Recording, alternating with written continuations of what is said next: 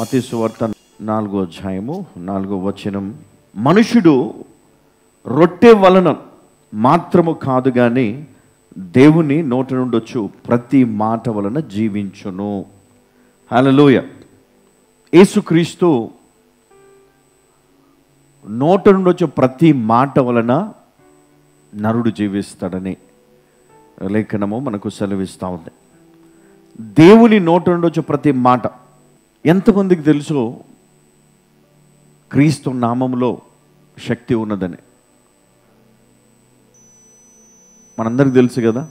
తెలిసినప్పటికీ కూడా మనము ఆయన మాటలో, అంటే ఆయన నామములో ఎంత శక్తి ఉందో అంతకంటే గొప్ప శక్తిని ఆయన మాటల ద్వారా లోకానికి ఇచ్చాడు.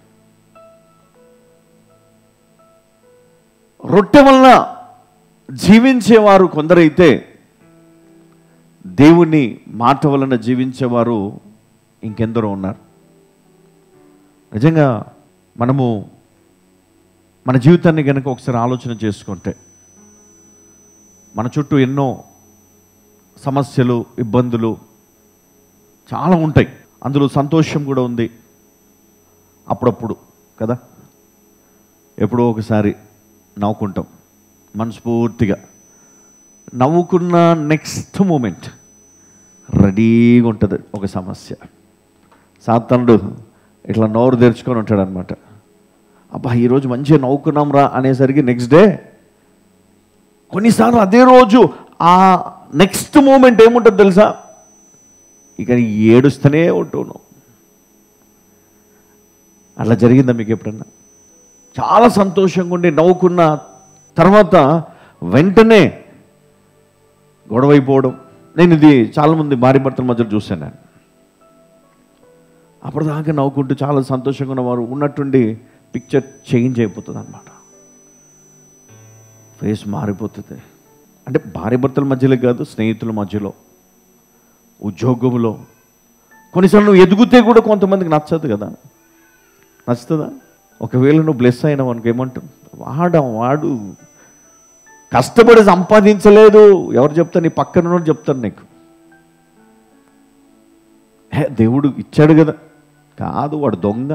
ఆమె చాలా మోసాలు చేసి సంపాదించింది, ఆమె అన్యాయం చేసి సంపాదించింది, పాపం చేసి సంపాదించింది.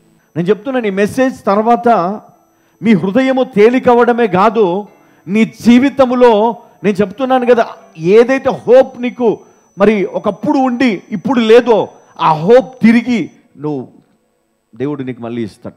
ఎస్, నేను నిన్ను ఆశీర్వదిస్తాను, నేను నిన్ను స్వస్థపరుస్తాను, నేను నీకు సహాయము చేస్తాను, నేను నీకు తోడుగా ఉన్నాను, ధైర్యము తెచ్చుకో, ఇదిగో నీ పక్షంలో నేను ఉన్నాను అని దేవుడు నీతో చెప్తాడు ఈరోజు. ఎంతమంది ఎగ్గిపోయిస్తున్నారు?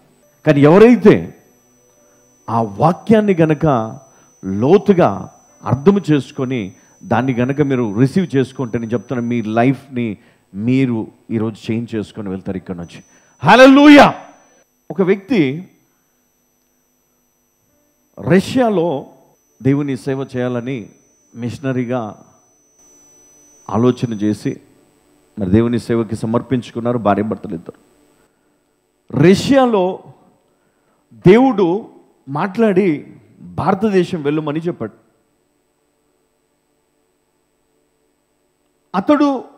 అతని భార్య ఇద్దరు కలిసి హైదరాబాద్ వారు బయలుదేరి వచ్చారు. ప్రెసిడెంట్ స్కూల్ ఎంతమంది తెలుసు? దాన్ని కట్టింది ఎవరు? యాక్చువల్లీ ఆ స్కూల్ ఎందుకు కట్టాడు, ఆయన ఎందుకు వచ్చాడు ఇండియాకి, ఏం చేశాడు అనేది మనం మీరు తెలుసుకుందాం. ఊర్ఫ్ అని ఒక వ్యక్తి తన భార్యతో కలిసి 3 సంవత్సరములు ప్రయాణం చేసి హైదరాబాద్ వచ్చాడు. ఎట్లనో తెలుసా? ఆ భార్య భర్తలు ఇద్దరు కూడా డిసైడ్ అయిపోయినారు, ఎక్కడికి రావాలి? ఇండియాకి రావాలి. దేవుడు చెప్పాడు వెళ్ళాలి ఇండియాకి, అక్కడ సేవ చేయాలి. వారు ప్రయాణమై రష్యాలో ప్రయాణం మొదలుపెట్టి ఇండియాకు వచ్చేసరికి హైదరాబాద్ శంషాబాద్ ప్రాంతానికి వచ్చేసరికి 3 సంవత్సరాలు పట్టింది వాళ్ళకి. 3 years. ఎలా వచ్చారు? ప్లేన్ కాదు, షిప్ కాదు, గుర్రం మీద కాదు, లేకపోతే స్కూటర్ మీద కాదు, సైకిల్ మీద కాదు, కాలు నడకలో వచ్చారు ఇద్దరు. వింటున్నారా? ఎన్ని సంవత్సరాలు పట్టింది? 3 years. మొదట్లో వారు ఎక్కడ ప్రారంభించారు వారి పరిచర్య అంటే, జనగాం కంటే ముందు ఏమొస్తుందమ్మా? భువనగిరిలో ప్రారంభించారు. అక్కడ వాళ్ళకి చాలా ఆటంకాలు వచ్చాయి. ఎట్లాంటి ఆటంకాలు అంటే, ఇక్కడ ఉంటే మిమ్మల్ని చంపేస్తాం, ఇంకా అక్కడ కొంతకాలం పరిచర్య జరిగింది. తర్వాత సమస్యలు వచ్చాయి. అప్పుడు మరి నవాబు మరి వారు ఉన్నారు, వారికి ఫోన్ చేసి వాళ్ళకి సమాచారం చెప్పారు, ఇట్లా సంగతి, ఇక్కడ వాళ్ళు మమ్మల్ని ఇబ్బంది పెడతా ఉన్నారు అని చెప్పినప్పుడు ఆయన ఏమన్నాడంటే, మీరు అక్కడ కాకుండా ఇంకొంచెం ముందుకెళ్ళండి, జనగాం ఆ ప్రాంతంలో మీరు ఉండండి, ఎందుకంటే ఇక్కడ ఉన్నటువంటి పరిస్థితిలో మీరు అక్కడ ఏమీ చేయలేరు, అక్కడ చాలా గొడవలు ఉన్నాయి అని చెప్పారు. సరే మంచిది, వీళ్ళు ప్రయాణమై జనగాంకి వెళ్ళిపోయారు. అక్కడ దగ్గర 59 ఎకరాలు స్థలాన్ని వారు కొనడం జరిగింది. అక్కడ 3,100 మందికి వారు బాప్తిజం ఇవ్వడము, క్రీస్తుని వారికి పరిచయం చేయడం, వారిని మరి దేవుని కోసం వారు సిద్ధపరిచారు. 3,100 people. అప్పటి వరకు అక్కడ క్రీస్తు తెలియదు. కానీ వీరు వచ్చిన తర్వాత, సువార్త ప్రకటించిన తర్వాత అక్కడ ఒక గొప్ప పరిచర్య వారు చేశారు. 13 సంవత్సరాలు ఉన్నప్పుడు వారి కుమార్తె ప్రెస్టన్ ఆమె మరణించింది. అప్పుడు మరి నిజాం గారు మరి వీళ్ళని అక్కడికి జనగాం వెళ్ళి మరి ఉండమన్నారు కదా, మళ్ళీ తిరిగి మరి ఆయన ఇక్కడ హైదరాబాద్ పబ్లిక్ స్కూల్ కట్టించారు. ఆ టైంలో నిజాం గారు హైదరాబాద్ పబ్లిక్ స్కూల్ ఎందుకు కట్టించారు అంటే, రాజకుమార్తెలను కుమారులు చదువుకోవడానికి ఒక స్కూల్ని ఆయన కట్టడం జరిగింది. కింగ్స్ వాళ్ళ పిల్లల కోసం చాలా ఉన్నతమైనటువంటి పరిస్థితులను కలిగి, మరి అలాంటిది జనగాములో ఇక్కడ రాజు పిల్లలు చదువుకోవడానికి ఆయన కట్టిస్తే, మరి ఈయన అక్కడ ఏం కట్టించాడు తెలుసా? దేవుని పిల్లలు చదువుకోవడానికి ఆ స్కూల్ని కట్టించాడు. ఆ నమూనా చూస్తే మనము ఆ ఫ్రంట్ ఆకారం చూస్తే కనుక హైదరాబాద్ పబ్లిక్ స్కూల్ కానీ ప్రెస్టన్ స్కూల్ కానీ సేమ్ ఆకారంలో మరి ఆ పరిస్థితులు కలిగి ఉంటాయి అక్కడ. అంటే రాజు పిల్లలు చదువుకోవడానికి ఈ రాజు కట్టిస్తే, దేవుని పిల్లలు చదువుకోవడానికి అంత ఉన్నతమైనటువంటి మరి భవనాన్ని నిర్మించి అందులో స్కూల్ని మరి ప్రారంభించినటువంటి ఘనత వీరికుంది. 13 years ఉన్నప్పుడు మరి ప్రెస్టన్ అనే కుమార్తె చనిపోవడం జరిగింది. మరి ఆమె పేరు మీద అది కట్టాడు. ఎందుకు చెప్తున్నానంటే, దేవుని కొరకు భార్య భర్తలు ఇద్దరు కాలి నడక మీద 3 సంవత్సరాలు ప్రయాణం చేసి ఇండియాకు వచ్చారండి.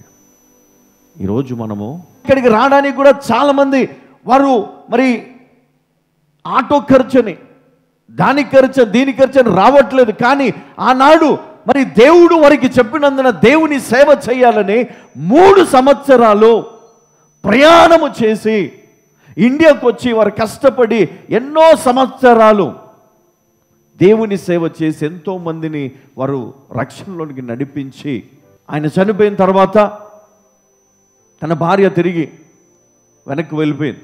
ఒకప్పుడు యేసుక్రీస్తు బొమ్మ ఉండేది అక్కడ, కానీ ఇప్పుడు లేదు. అంటే ఎంత కష్టపడి దేవుని కొరకు వారి జీవితాల్లో దారిపోసి వారి సంతోషాన్ని అన్నీ కూడా వదులుకొని దేవుని సేవ చేస్తే, ఈరోజు మన ప్రజలు అన్నీ మర్చిపోయి ఎటు పడతట్టు కదా, ఎక్కడికి పడితే అక్కడికి వెళ్ళిపోతూ ఉంటారు. వాళ్ళు ఏం చేస్తారో వారికి తెలియదు. ఇప్పుడు సాతానుడు వారిని అంతగా వారి జీవితాలను నాశనము చేస్తాడు. ఒకప్పుడు విశ్వాసులు మనలా కాదు, లేజీ కాదు. ఒకప్పుడు విశ్వాసులు మనలాగా వారు అపార్థాలు చేసుకోలే. దేవుని కోసం చెయ్యాలా, దేవుని కోసము చెయ్యాలి చెయ్యాలి చెయ్యాలి. ఈరోజు తెలుసా, దేవుని కొరకు చేయాలంటే అమ్మో నేను ఈవినింగ్ వెళ్ళి నాకు కుదరదండి, ఈవినింగ్ కొంచెం పని ఉంది చర్చ్ పని, నాకు కుదరదు. ఎందుకు కుదరదు? ఎందుకో చెప్పనా? ఫోన్స్లో బిజీ, బాయ్ ఫ్రెండ్తో బిజీ, గర్ల్ ఫ్రెండ్తో బిజీ, అక్రమ సంబంధంలో బిజీ, పనికిరాని వాటిలో మనం బిజీ. ఈరోజు దేవుని పని కంటే, దేవుని చిత్తానికంటే గొప్పగా మన పనులను మనం చేసుకుంటూ ఈరోజు బ్రతుకుతూ ఉన్నాం. కానీ ఆ బ్రతుకు ఎంతవరకు ఉంటుందో ఎవరికి తెలియదండి. ఎందుకు చెప్తున్నానో, ఈరోజు ఆ సేవకుడు తన కుటుంబాన్ని, తన భార్యను తీసుకొని ఇక్కడికి వచ్చినప్పుడు ఎన్నో వేదనలు పెట్టారు. మన వాళ్ళు ఎంతో ఇబ్బందులకు గురి చేశారు, ఎన్నో సంవత్సరాలు ఇబ్బంది పడ్డాడు. కానీ ఈరోజు వారి ప్రయాసానికి ఏం మిగిలింది తెలుసా? దోసుకొని తిన్నారు అంతా. కొంతమంది ఉన్నారు రక్షణ పొందిన వారు, వారి దగ్గర నుంచి మేలు పొందిన వారు ఎంతోమంది ఇంకా ఉన్నారు. కానీ వారు వృద్ధాప్యంలో ఉన్నారు. వారి పిల్లల మట్టుకు అర్థం చేసుకొని పరిస్థితిలో ఉన్నారు. ఈరోజు వారి పరిచర్య ఆ రోజుల్లో గొప్పగానే ఉంది, కానీ ఈరోజు మన జ్ఞాపకం చేసుకోవడానికి కూడా అక్కడ ఏమీ మిగిలి లేదు. అలాగే మన జీవితంలో మనం చూస్తే క్రైస్తవ కుటుంబాలుగా మనం ఈరోజు ఉన్నాము, కానీ క్రీస్తు మన కొరకు చేసిన త్యాగాన్ని మనము మర్చిపోయినాం.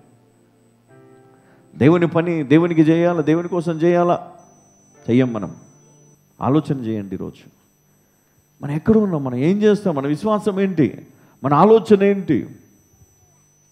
యేసుక్రీస్తు ఎందుకు వచ్చాడు, ఎందుకు చనిపోయాడు, ఎందుకు ఆయన రక్తాన్ని ధారపోసాడు, ఎందుకు ఆయన శరీరము గాయపరచబడింది, ఎందుకు ఆయన మరణించాడు? ఈరోజు అందరూ మర్చిపోయి ఉండొచ్చు. ఆయన తిరిగి లేచాడు కాబట్టి అవన్నీ, ఆయన మరణాన్ని, ఆయన బాధను మర్చిపోయారు జనాలు.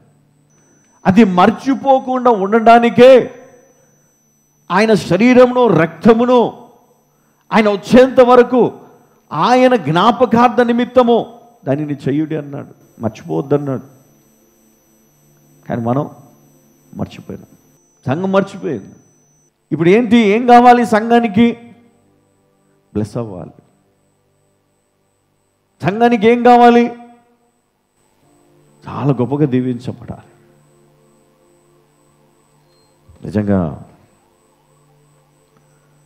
ఎంత భయంకరమైనటువంటి పరిస్థితులు మనము చూస్తున్నాం.